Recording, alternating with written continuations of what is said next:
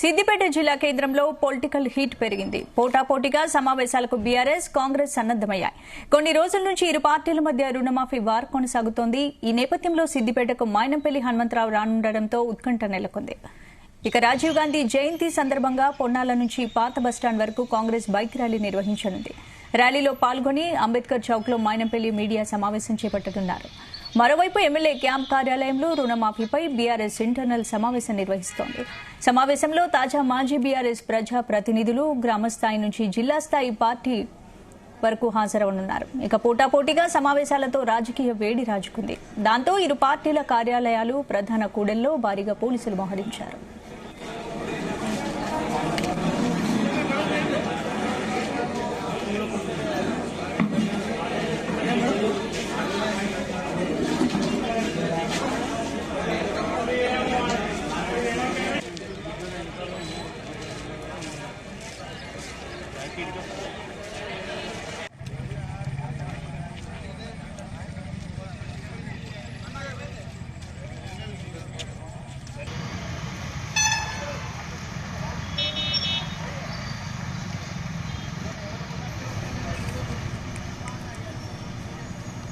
సిద్దిపేట జిల్లా కేంద్రంలో political heat పెరిగింది. పోటాపోటీగా సమావేశాలకు బీఆర్ఎస్, కాంగ్రెస్ సన్నద్దమయ్యాయి. కొన్ని రోజుల నుంచి ఇరు పార్టీల మధ్య రుణమాఫీ వార్ కొనసాగుతోంది.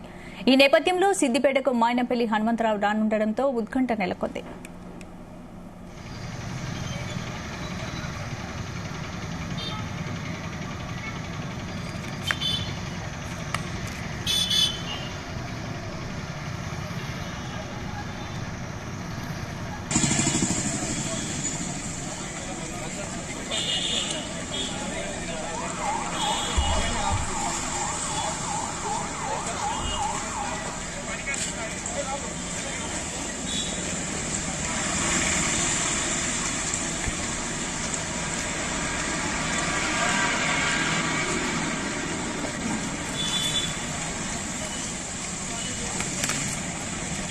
సిద్దిపేట జిల్లా కేంద్రంలో పొలిటికల్ హీట్ పెరిగింది. పోటాపోటీగా సమావేశాలకు బీఆర్ఎస్, కాంగ్రెస్ సన్నద్దమయ్యాయి. కొన్ని రోజుల నుంచి ఇరు పార్టీల మధ్య రుణమాఫీ వార్ కొనసాగుతోంది. ఈ నేపథ్యంలో సిద్దిపేటకు మైనంపల్లి హనుమంతరావు రానుండటంతో ఉత్కంఠ నెలకొంది. రాజీవ్ గాంధీ జయంతి సందర్భంగా పొన్నాల నుంచి పాత బస్టాండ్ వరకు కాంగ్రెస్ బైక్ ర్యాలీ నిర్వహించనుంది. ర్యాలీలో పాల్గొని అంబేద్కర్ చౌక్ లో మైనంపల్లి మీడియా సమావేశం చేపట్టనున్నారు. మరోవైపు ఎమ్మెల్యే క్యాంప్ కార్యాలయంలో రుణమాఫీపై బీఆర్ఎస్ ఇంటర్నల్ సమావేశం నిర్వహిస్తోంది. సమావేశంలో తాజా మాజీ బీఆర్ఎస్ ప్రజా ప్రతినిధులు, గ్రామస్థాయి నుంచి జిల్లా స్థాయి పార్టీ బాధ్యులు హాజరవనున్నారు. ఇక పోటాపోటీగా సమావేశాలతో రాజకీయ వేడి రాజుకుంది. దాంతో ఇరు పార్టీల కార్యాలయాలు, ప్రధాన కూడళ్లలో భారీగా పోలీసులు మోహరించారు.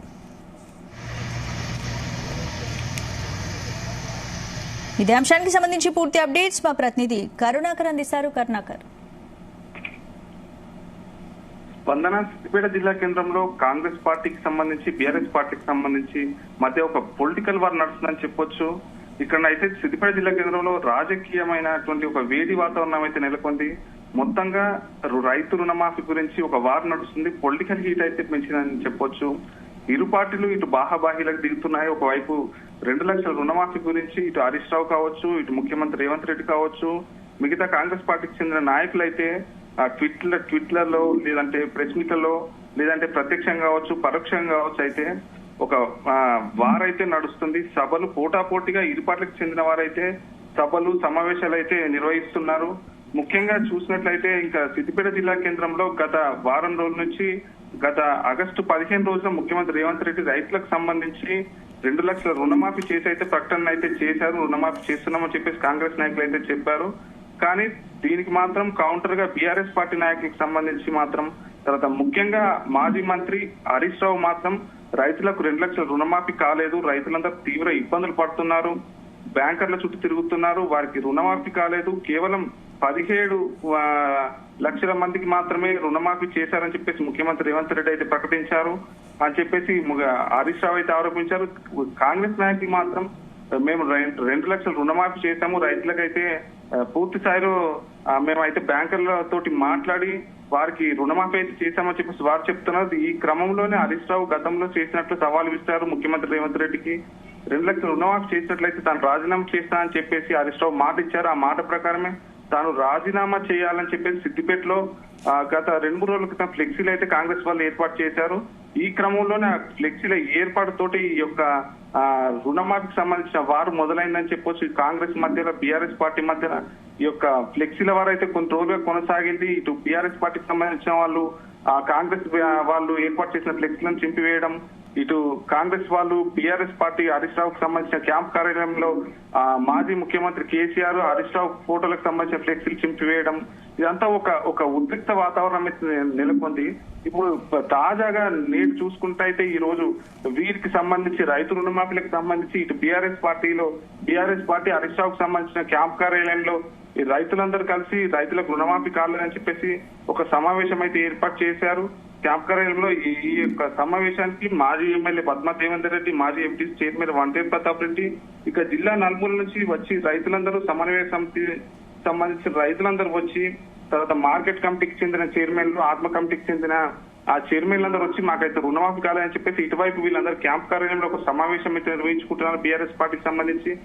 ఇదే క్రమంలో నేడు మాజీ ప్రధాని రాజీవ్ గాంధీ జయంతి సందర్భంగా కాంగ్రెస్ సీనియర్ నాయకులు మాజీ ఎమ్మెల్యే మైనంపల్లి హనుమంతరావు అయితే సిద్దిపేటకు రావడం జరిగింది. తన అంచరగణంతో భారీ కాన్వాయ్ తోటి భారీ బైక్ ర్యాలీ అయితే సిద్దిపేటలో ర్యాలీ నిర్వహించారు. పొన్నాల స్టేజ్ వద్ద రాజీవ్ గాంధీ విగ్రహానికి పూలమాలలు వేసి నివాళులు అర్పించారు. మొదటగా అక్కడి నుంచి తన అంచరగణంతో భారీ కాన్వాయ్ తోటి భారీ బైక్ ర్యాలీ తోటి మాత్రం సిద్దిపేట ప్రధాన వీధుల గుండుగా పాత బస్ స్టేషన్ నుండి అంబేద్కర్ కూడా చౌరస్తా నుంచి భారత్ నగర్ నుంచి బైక్ ర్యాలీ అయితే చేపట్టాడు. అంబేద్కర్ సర్కిల్ లో ఒక మీడియా సమావేశం కూడా తాను నిర్వహించన్నారు. మొత్తంగా ఇటు చూసినట్టయితే ఇటు బీఆర్ఎస్ పార్టీకి సంబంధించి బీఆర్ఎస్ నాయకులు మంత్రి కార్యాలయం మాజీ మంత్రి హరీష్ రావు క్యాంప్ కార్యాలయంలో ఒక సమావేశం నిర్వహిస్తున్నారు. ఇటు మైనంపల్లి కాంగ్రెస్ పార్టీ నాయకులు మైనంపల్లి హనుమంతరావు, అందులో మైనంపల్లి హనుమంతరావుతో పాటు ఇప్పుడు మెదక్ ఎమ్మెల్యే మైనంపల్లి రోహిత్ కూడా ఈ యొక్క బైక్ ర్యాలీలో పాల్గొన్నాడు. తాను కూడా ఈ ర్యాలీలో పాల్గొని రాజీవ్ గాంధీ జయంతి సందర్భంగా కాంగ్రెస్ కార్యకర్తలను నాయకులను ఉద్దేశించి మాట్లాడనున్నారు. మొత్తంగానైతే ఈ యొక్క బీఆర్ఎస్ పార్టీకి సంబంధించి కాంగ్రెస్ పార్టీకి సంబంధించి ఒక పొలిటికల్ హీట్ అయితే వాతావరణం నెలకొంది. ఇప్పుడు ఈ పరిస్థితుల్లో ఎటువంటి అవాంఛనీయ సంఘటనలు జరగకుండా పోలీసులు కావచ్చు, ఇటు వేరే రోక్ పార్టీ వాళ్ళు కావచ్చు, మొత్తానికి అయితే భారీ బందోబస్తు అయితే నిర్వహిస్తున్నారు.